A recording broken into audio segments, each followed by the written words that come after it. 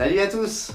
Bon, j'ai complètement oublié de faire l'intro encore une fois, donc du coup je vous la fais à retardement.